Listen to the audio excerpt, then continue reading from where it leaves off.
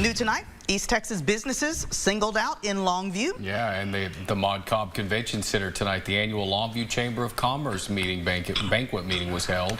The banquet honors businesses and individuals that are chamber members who invest back into the community.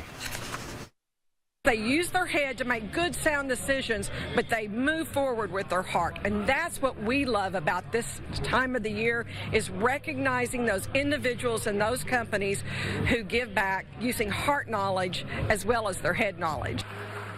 The businesses recognized included STEMCO, our Lacy Services, Highridge Church, and Dr. Andy Mack with the Chairman's Award presentation. Former